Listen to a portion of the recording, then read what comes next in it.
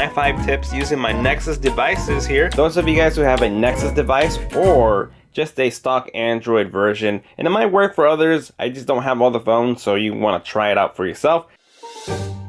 There's a little trick to your phone that I'm going to show you here. Pay attention to the toggles. I can rearrange all these, and maybe you thought you can't do that unless you're rooted, but you do not need that. Now all we're going to do is press and hold on this little, and you can see it spinning. You can see it spinning right there. I'm going to let go. System UI Tuner has been added to settings. Now we're going to scroll down and go to System UI Tuner.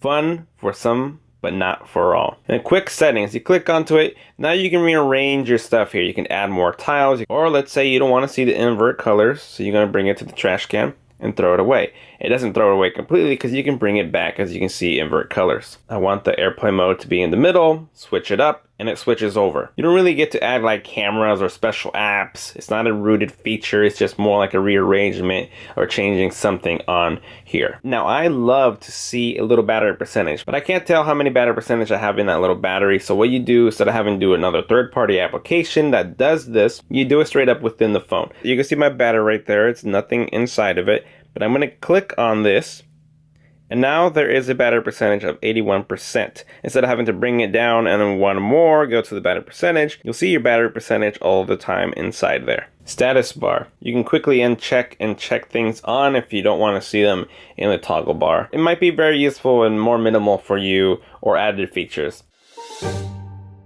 Tip 2. Going into your settings, you want to go into About Phone and click on your build version 7 times. It goes 1, 2, 3, 4, 5, 6, 7, and it'll bring up your developer mode. But don't worry, you're not really going to mess up your phone. It's not like a real hack or root thing, so you can, revert back to it. So we see developer options here. There's a few things in here that I do not know what it means, so I don't even move it, I don't even care about it. But you can see there's USB debugging mode. That's if you want to do some kind of computer hookup to do like tethering, some sort with other applications, or like bug reporting. I'm gonna hold the power button. You can see that's all we get. Select on that, now press the power button, now we get bug report. You can show touches, so if you want to see where your finger's hitting things, there's a little bubble there underneath my finger, you can't really tell. But if you want to see where it touches, so make sure it's registering, you can have that on and off. And this is where I used to come to all the time to change the animation scale, because maybe the way things pop up or move, you see that movement right there that comes up. We can move it into slower speeds. We'll do 5 times and you will see the animations are starting to get really slow. So now push that and you see that? The animations move very smoothly and very slowly. So if you want to make your phone feel faster, you want to set it at like 0.5 or even turn them off completely. It just looks and feels like it sped it. And if you go off, that means you're going to save some battery as well. And everything's just gonna show up. It's not gonna have any animation, just gonna show up. Strict mode, show CPU usage. You click on that, you got your CPUs there showing up. Every time you leave an activity, it'll close it so it's not running in the background. You can see background process limit. If there's apps that you don't really use but you still want to keep installed, you can just touch on that. And inactive means it's not gonna try to run or keep working on the background, it's gonna stop it. So you got ways to turn them off if they're not active but you still want to keep them. And that's also a step if you wanted to root. Maybe you don't have enough internal memory. You already removed your pictures, videos, and moved files over to make room, but you still don't have enough. Well, this is what you got to check out.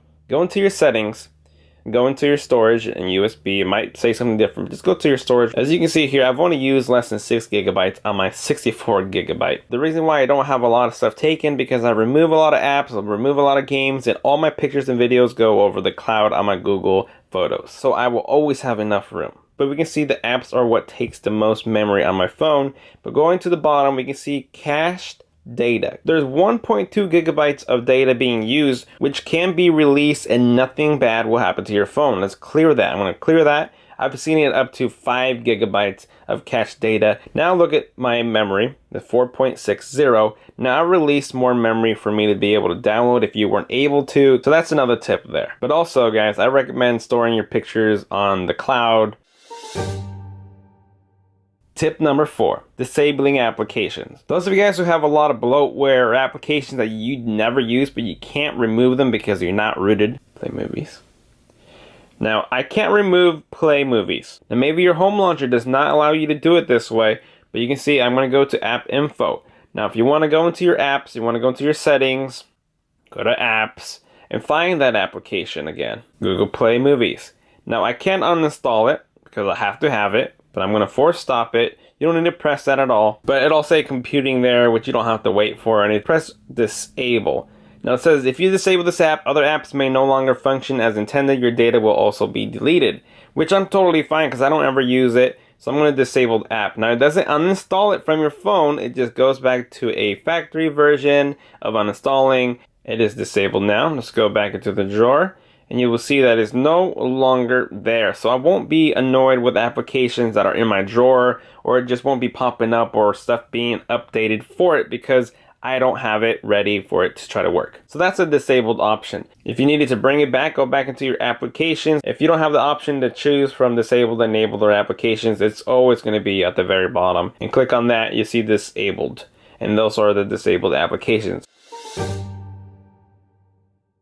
And lastly, for tip number 5, we want to go into NFC. My NFC is always checked on. It does not drain any battery, anything extra. There's no problem having it on. So what about NFC? Not only can you make mobile payments, paying in stores with your Android Pay, Samsung Pay, they use the same NFC, which is near field communication. But this is where it comes really handy. Let's say you wanted to do a application without the need of inputting any information. I'm going to open up OfferUp. Now I'm using my Nexus 7 tablet here, but it can be any other Android phone with NFC. Now I'm just going to combine these together in the back, and my NFC chip should be right there.